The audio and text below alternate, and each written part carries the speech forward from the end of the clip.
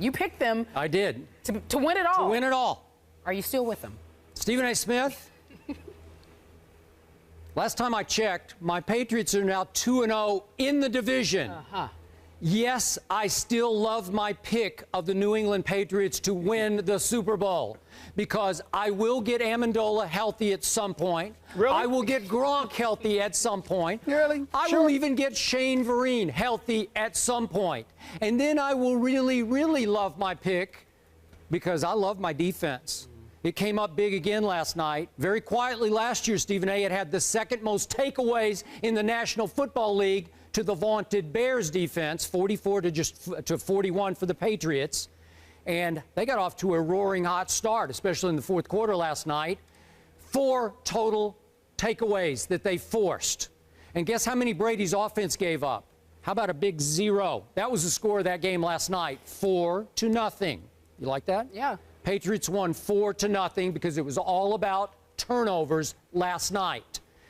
And Stephen A., if you had told me during the show yesterday that even Josh Sudfeld would not be available last night, and again, he was the breakout star, again, undrafted free agent from Nevada. I'm sorry, from, I'll think of it in a second, not from Nevada.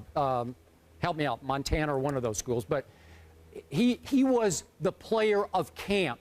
He was the one that looked like he could replace Gronkowski going into the early season, and he came up with a pulled hamstring last night. So, Stephen A., all of a sudden, as I told you on the show yesterday, you're going to have to feature only one trusted receiver against the vaunted Jets front, which is really good. I was highly impressed with them last night.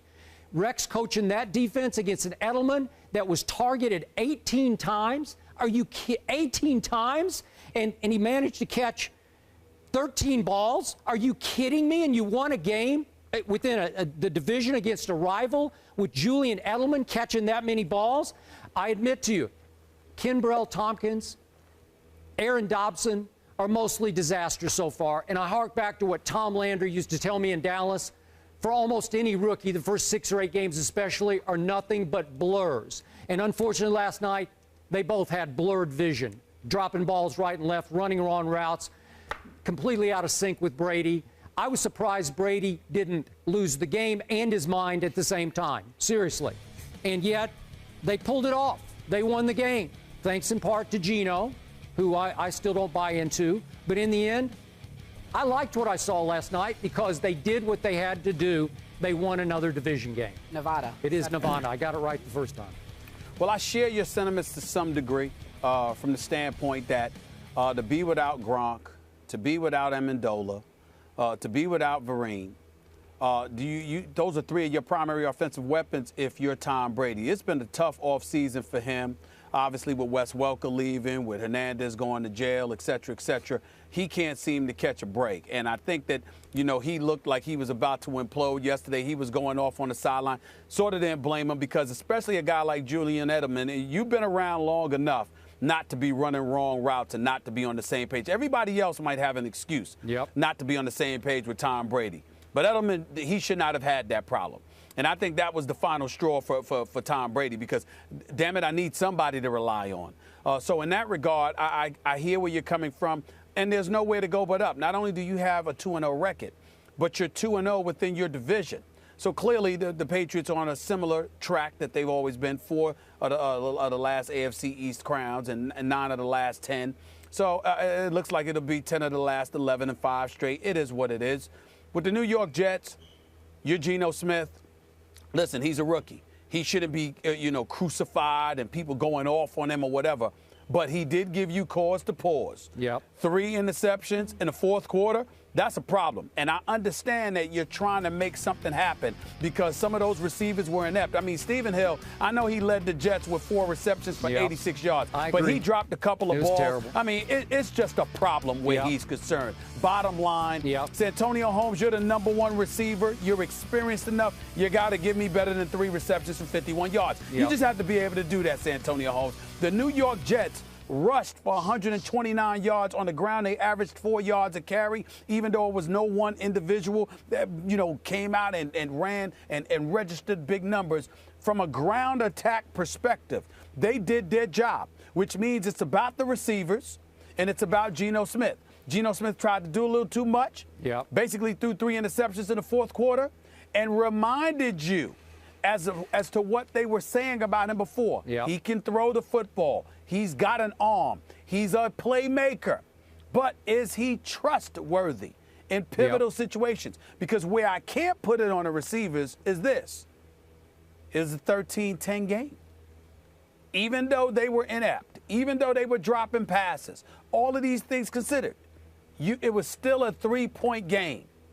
And Geno Smith responded by throwing 3 interceptions. So I'm not going to make a big deal out of it because, again, I think the brothers got promise. Yep. But at the same time, he did give you cause to pause and say, all right, let's let this boy play because the hype machine that people were throwing out there over the last few days was a bit presumptuous. Okay.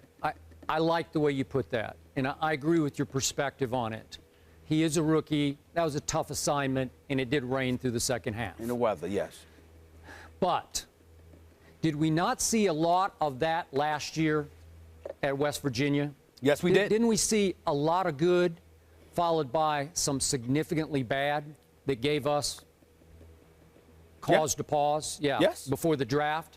We most certainly did. Yeah, and I got to say, in the fourth quarter, Stephen A., you talk about he's got the arm. I don't know if he got hit on his right shoulder like Sanchez did, but I thought he threw some ducks in the fourth quarter. Again, maybe it's slipping out of his hands. The 2 interceptions, 2 of the 3 interceptions were ducks, absolutely. They didn't have much mustard on them. There wasn't a lot of velocity, and I started thinking, man, are we overestimating his arm, or is it just the elements?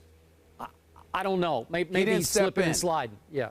He didn't step in both times he was in the pocket. Yeah. He didn't really step up and into the throw. He saw the rush coming on, looked a little bit timid under those circumstances. Yeah, but he got blasted a couple times. Yeah, he did. Yeah, but to your credit, I think you mentioned this. I like the way that he handled it at the end. He took full responsibility. So I believe that he's getting word. He did. Yeah, that was mature. That was very mature. Yeah, I liked he's a good kid. He's growing. He's got promise. I'm happy he's the quarterback for the New York Jets. It's just that you got to see more. What had I been saying from day one, Skip? This is the reason I was hesitant to throw him to the Wolves from open and tap, because the parts around him need to be ready. Yeah. If they were catching some of those passes, they'd have won this game.